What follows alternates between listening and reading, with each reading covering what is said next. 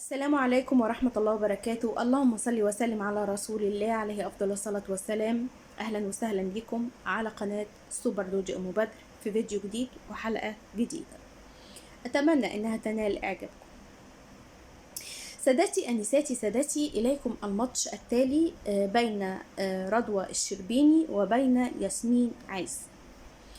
رضوى الشربيني كانت جايبة واحدة اسمها ثوبية في موضوع من موضوعاتها. ثوبية دي امرأة كاتبة محترمة، كان جوزها كانت بتدور له على عروسة وجوزها اتجوز عليها وكانت هي راضية ومبسوطة، لكن بعد فترة كبيرة في نفس الوقت اللي انا هتكلم عنه لسه ثوبية دي طلعت مع رضوى الشربيني وجوزها اللي كانت موافقة انه يتجوز عليها طلقها. خلي بقى الموضوع ده على جنب وخلينا بقى ندخل في ياسمين عز. ياسمين عز طلعت امبارح في البرنامج بتاعها. انتوا عارفين بقى ياسمين عز، عارفين انتوا ايه؟ غريبة، ممكن تدهس بالرجل كده تدوب كده. بسكوتة ممكن تتكسر وما ترجعش تاني. ممكن البسكوتة دي تتحط في كوباية مية ساقعة باردة سخنة اي حاجة، المهم تمشي في اي موضوع لكن هتدوب وخلاص دابت في المية. طلعت بتقول ايه يا جماعة؟ انها مبسوطة ان شيرين رجعت لحسام، بقت تمثيلية بتتذاع كل يوم حلقة وكل يوم موضوع شكل تمثيلية شيرين وحسام. وبالرغم ان انا قلت قبل كده ان انا مش هتكلم عن شيرين وحسام، لكن انا هتكلم عن ياسمين عز، انها اتكلمت عن شيرين وحسام. ماشي، خليكم معايا كده واحدة واحدة عشان ما تتوهوش مني. صلى على النبي قولوا عليه الصلاة والسلام. ياسمين عز طلعت بتقول ايه؟ ربنا يبعتلك واحد يتمسك بيكي زي ما شيرين اتمسكت بحسام. يعني ايه؟ يعني هي بتكلم البنات بتقول لهم ايه؟ ربنا يبعت لكم حد يتمسك بيكو زي شيرين اما اتمسكت بحسام، مش المفروض العكس. يعني عامله زي ما يكون ايه، حسام هو البنت وشيرين هي الراجل. هو ده الحقيقي، لان شيرين هي اللي بتصرف. بس في الحالات اللي هي الناس اللي هي بتكلمها ملوش علاقه باللي هي بتقوله خالص. يعني انا واحده بنت، هي يعني انا واحده تقولي لي انا في الشاشه بتاعتك ربنا يبعت لك واحد يتمسك بيكي زي ما شيرين، يعني بدل ما تقول بدل حسام زي ما حسام اتمسك بشيرين، المفروض هي قالت العكس، زي ما شيرين اتمسكت بحسام. ايه الانتقاد ده؟ يعني انتوا فاهميني؟ لو فاهمين الجمله اللي انا بقولها دي اللي انا عماله اعيدها عشان اوصلها لكم الفكره، وبقولوا لي في التعليقات. الفكره نفسها انها طالعه بتقول ايه؟ انا كنت عارفه ان هم هيرجعوا لبعض بس ما رضيتش اقول لحسن تقولوا ان انا السبب في رجوعهم، وان انا كنت بتكلم كلام فاضي. ولما رجعوا لبعض، واحد ليا وصفر ليكم. هي بتكلم جمهورها كده انها هي الكسبانه لما رجعت شيرين لحسام، وان مفيش كرامه بين الازواج، وان اي حاجه بتحصل ورده. لا، ورده يعني مش ورده. وان مهما حصل بين الزوجين برضو انتي ملكيش غير جوزك. لكن لو بصينا في الموضوع، اصلا الموضوع ملوش علاقه بشيرين وملوش علاقه ان انتي توجهي للجمهور او توجهي لكل البنات اللي بتتابعك بقى ايه غصب عنها، او بتتابعك مثلا بتشوف الفيديو بتاعك كده بالصدفه اذا كان بتقلب في كواي او بتقلب على الفيسبوك او بتقلب على الانستجرام، فبتشوف ياسمين عز بقى بتقول ايه. يعني هي بتوجه الكلام للبنات، بتقول لها ايه؟ انتي لو اتمرمطتي من جوزك، مسكك خدك من شعرك وسحل بيك الارض، متتكلميش، قولي له يا سي السيد.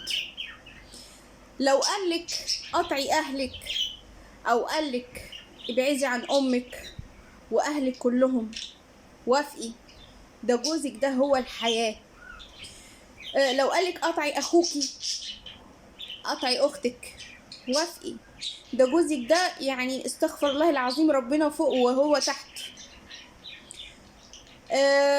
لو سحل بيكي الارض زي ما انا قلت سحل قبل كده تقريبا، لو قلت شد شعرك قبل كده تقريبا، المهم يعني لو مرمط بيكي الارض واخدك من الشارع وقلعك عريانه كده ومشاكي في الشارع، وقولي خلاص عادي ده جوزي، عادي ما تتكلميش، وطي دماغك على الارض وقولي له دوس عليها. الفساتين الماركات اللي هي كانت بتتكلم عنها في احدى البرامج، بتقول انا جوزي لو داخل بره من الباب انا افرش الفساتين الماركات بتاعتي وهو يمشي عليها، عشان هو اللي شاريها لي، وعشان حاجات كتير هي قالتها يعني في البرنامج. يعني مش فاهمه هي عايزه ايه بالظبط من البنات. هي عايزه البنات بتقول لها ايه؟ بتقول كمان لو انتي ما عملتيش الكلام ده كله خليكي بقى بطولك في بيتك وما تتجوزيش، وخليكي كده نخله بطولك. يعني هما اللي اتجوزوا عملوا ايه يا ست ياسمين؟ اللي اتجوزوا يعني مش زي شيرين عبد الوهاب وحسام حبيب اللي احنا بنشوفه معاهم على مدار الايام اللي فاتت، المسلسل اللي ما بيخلص ده بيحصل في الشعبيات واكتر من كده. يعني ممكن واحد يتعرض لمراته في الشارع وهي جاي بتروح الطابونة بتجيب العيش وماشية في الشارع، يقوم هو يشوفها في الشارع يقوم واخدها رمي من ايديها العيش على الارض ويقوم ماسكها ساكعها علقة وتاخد بعضها، الناس تحوش تاخد بعضها وتجري. ده هيبقى عاجبك؟ هتبقي مبسوطة يا بسكوتة؟ دي حاجة. الحاجة التانية ممكن واحد يكون بيشتغل وبيشرب بيبسي، بيشرب حاجات ممنوعة، ويقوم كل اللي يشتغل ويروح يشرب بيه، فمراته تفضل تستلف من أمة لا إله إلا الله عشان تأكل عيالها. وممكن تشتغل هي علشان تأكل عيالها وهو مأنتخ في البيت، وكل ما يلاقي معاها فلوس زيادة يقوم واخدها يقوم رايح بيبسي. انتوا فاهميني؟ هل انتي هتبقي مبسوطة؟ ولا الست لما كل وحدها وبتشتغل وبتأكل عيالها غير لما تبقى فوقيها كمان واحد بيمرمطها ويطلع عين أبوها وما هواش عاجبه، وفي الآخر تقولي علشان ما تبقيش لوحدك بطولك وتقعدي ولو عمل أي حاجة فيكي مفيش كرامة بين الزوجين؟ لا معلش، كرامة يعني اللي انت بتشرحي لي البنات وتقولي شوفوا انا غلطانه، انا مش غلطانه، يعني انا بنصحكم، يعني انا ما ينفع كده، انا بنصحكم تعملوا فيا كده لما اقول لكم تعملوا حطوا دماغكم مساحه تحت رجلين ازواجكم، يبقى انا غلطانه؟ بس اللي انا اعرفه زمان ما كانش فيه كده. زمان ايام ستي وستك كان في معروف بين الزوجين. المعروف مش اني احط دماغي تحت رجلين الزوج واقول له غطي يعني عدي عليها، او اتمرمط واقول له امسح بيا بلاط الارض لو انا مش عامله حاجه تعجبك. مش كده الموضوع، مش زي ما انت بتشرحيه كده بسهوكه كده. عارفين انتوا السهوكه؟ هي دي ياسمين عز. فطبعا ممكن حد يهاجمني بقى بعد كده ويقول لي بقى ايه ياسمين عز ومش ياسمين عز، خلاص اشربيها يا اختي، اشربيها وامشي وراه، جوزي واحد يمرمطك وتقولي مفيش كرامه بينكم، عادي. في مثل قديم جدا بيقول ايه؟ جوزت ايه، جوزت الندامه وقعدة الخزانه. عارفين انتوا؟ بيصلحوا لي برضو في التعليقات، يعني انا مش جوزت الندامة ولا قعدة الخزانة، او قعدة الخزانة ولا جوزت قعدة الخزانة ولا جوزت الندام، قعدة الخزانة ولا جوزت الندام.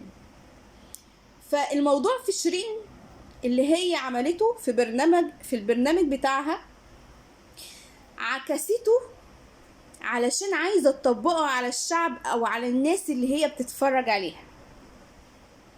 لا، ده انتي فرشت منك على الاخر.